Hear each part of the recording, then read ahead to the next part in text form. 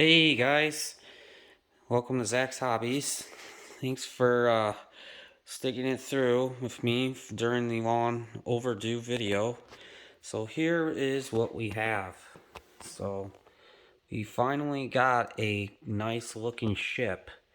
So as you can tell, last video we had no paint. So we went with a nice Navajo gloss white, and then we did the blue ink satin for the anti-fouling paint.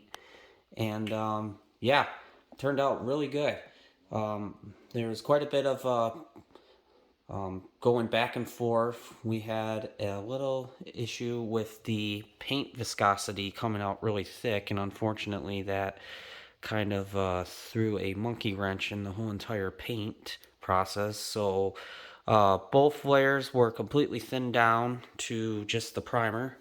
Then we sanded smooth until it was clean to do another fresh coat of paint. And yeah, after a bunch of nice choice of words and painstaking process, we got it to where it is now. So I am excited to show you guys a little bit more of what we've done since the last video. So obviously, some of these details right here have been put on.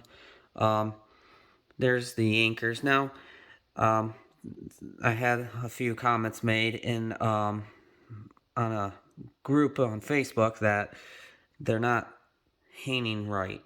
Well, the reason they're like this is because, unfortunately, I was really unable to really get them to sit any other way comfortably. So this is one of those things where the looks is not really as important as the overall function. So, and the cool thing is, it just kind of looks like they're just kind of sitting there waiting to be dropped in the water.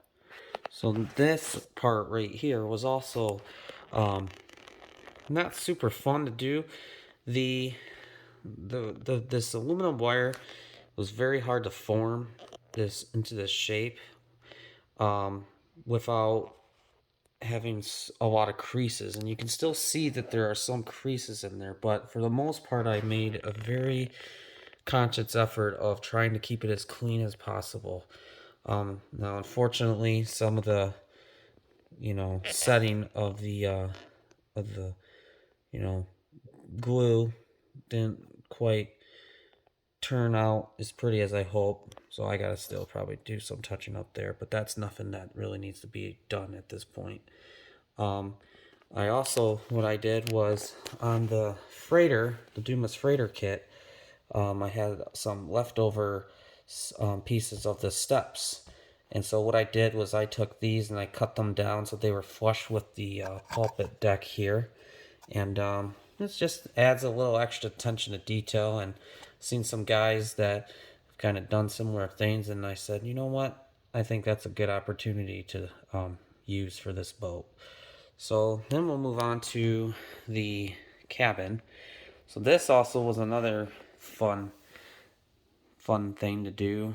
Now, the superstructure had to also be completely thinned down to the primer and then repainted again, because with just the way everything's been, Murphy's Law, this little lovely trim piece went on this side perfectly.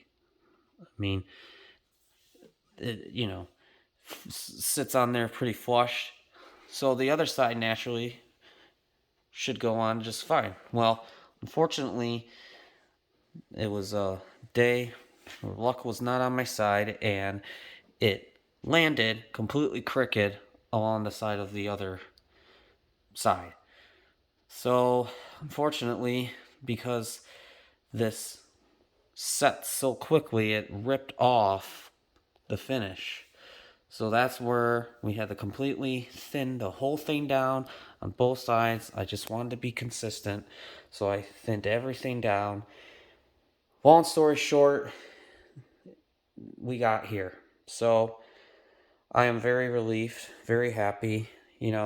Um, you'll notice right here there's some visible, not when you look here for the most part it's, you look like there it's fine, but what I want to do is I want to put a little bit of like maybe a very thin soft like just cushion to kind of insulate that, um, so it's just weatherproof a little bit there. And then a friend of mine um, was nice enough to give me these. And so he gave me a bunch of them, and they're a bunch of different colors, and he had some that were clear, and I had the great idea to say, well, let's add little exterior lights. So obviously those have to be um, wired up and everything. I gotta get the terminal block and all that fun stuff. More wiring, woohoo! Gotta love that. But the goal is to eventually, underneath the cabin here, it's all just bulkheads, and I want to drill a hole through the upper cabin there, through the bottom of the cabin, and have a little switch so I can just flip it on whenever, you know, just something neat, something that I haven't done before, and learn. That's how you learn. Just try new stuff. That rear entry door there was not part of the kit. That was all done by me. That's kind of a little bit of my first time ever scratch building, so I'm happy with how that came out. For the most part, same thing with the aluminum wire here. This is hard to kind of keep them for the most part straight, but it's hard. Being a perfectionist, one of the things I have to, you know, set the expectation when you're building these models. You have to know that no matter how good you are, there's gonna be things that you wish you'd done better, done differently, and I think you just have to look past that and realize that's part of what makes them special. So, and then the skiff came out. I think that was also just this paint, guys. For whatever reason, I don't know if I just had a bad batch of it, but yeah, that same thing. Viscosity of it was so thick that you just pretty much had to thin the whole thing down and relay the paint. But I think it really, as much as it made my job 10 times harder, I think that overall it came out pretty good. So that was not fun masking off the inside there, because you have the, about a 1/8 overhang. So I'm trying to mask that over just enough so it doesn't, you know, bleed through.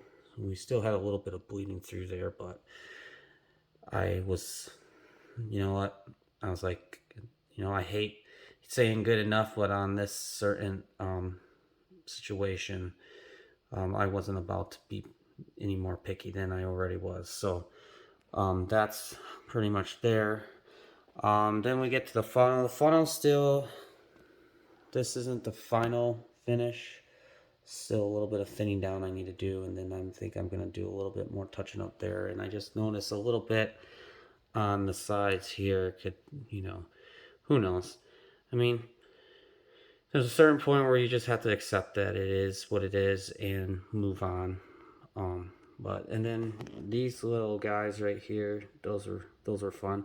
The biggest challenge on those was to just make sure our markings on both sides of the boat were consistent. It's just something that's important, very important. And again, you have no visual measurements. There's nothing. There's nothing in the directions that gives you any measurements of how far apart. So you're pretty much just going off of visual. So that's pretty much what I did, and I'm pretty happy with how that came out. I got my little drilling done for the antenna and radio antennas. So what I want to do now is I kind of want to show you what the setup in the inside looks like. So I'm gonna careful take this off.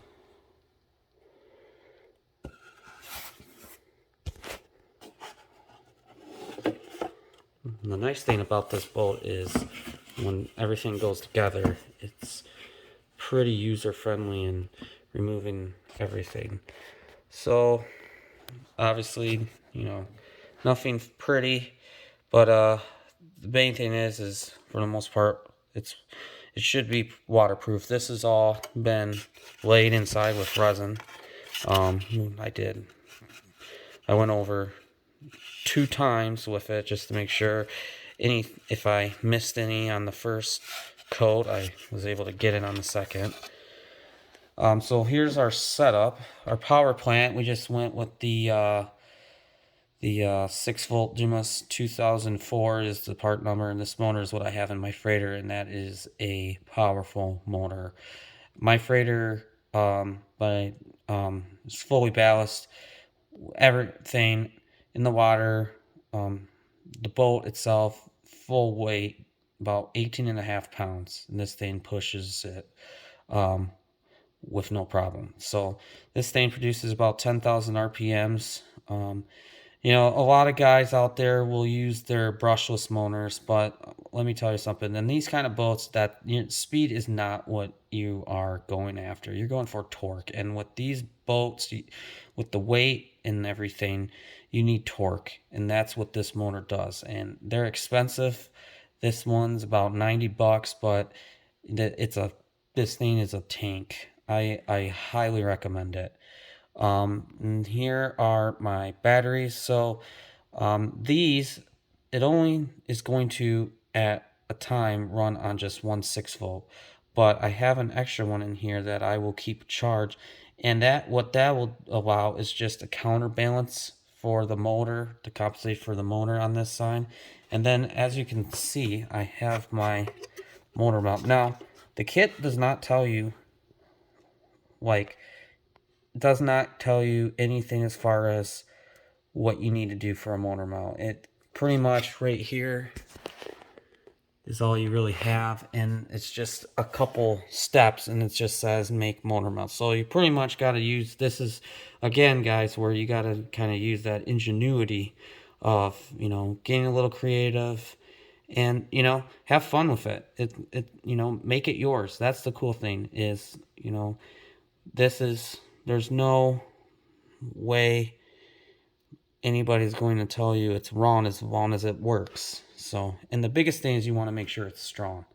So obviously we did a gear reduction, so all that monster torque will be then broke down into this gear, which will then spin the big gear. And then obviously, as you can see back here, I still need my lock bearing, because that's obviously going to be an issue trying to do that without it. Servo mount is not mounted yet because we need to make sure our rudder alignment is good. In order to make sure that's good, I need to get the receiver, which we'll probably put right there. Christmas is coming up, so maybe that will be a gift that I will put in for Christmas.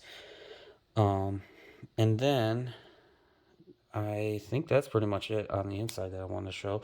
Oh, and yeah, so basically all these extra slots will be used for ballast. I still need to counter the weight that I will be adding with the bilge pump and the sound module and the smoke machine, all that fun stuff. So, but that's stuff that we can worry about later. The main thing was the power setup. We need the receiver, and then we need to calibrate. So you can see right here, I got my ESC, which it actually is a perfect spot for that. And this is the same power setup I have on the freighter, Mtronics.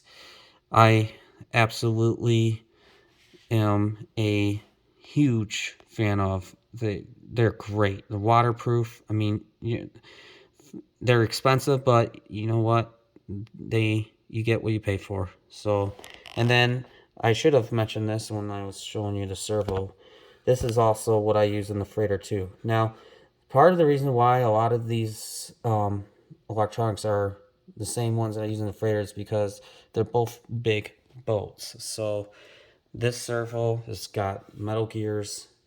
It's strong. It can withstand a lot of stress. The same goes with this motor. It can stand a lot of stress. So the biggest thing is just when you have stuff that works, stick with what you know. Um, I just find it's better to go with stuff that you know is going to be reliable, especially when you're out on the water. You don't want something on the water that's going to break down. That's nobody wants that. So that's pretty much what the inside is like right now. So we'll go ahead and get this stuff back on there. So, and it's been about 2 months since we officially got settled in our forever home. So it's very, very nice to be able to finally get back at it. Long overdue, and I appreciate all of your patience. I appreciate the comments, and if you want to continue to see more videos like this, there'll be plenty of more to come in time. So feel free to hit that like and subscribe, and please stay tuned for more. We will have more videos, and I will do my best to get them out sooner than 5 months. So thanks, guys, for being patient, and thank you all for your support. And yeah, have a good one, guys. And if I don't talk to you before Thanksgiving, hope you all have a happy Thanksgiving. See you guys.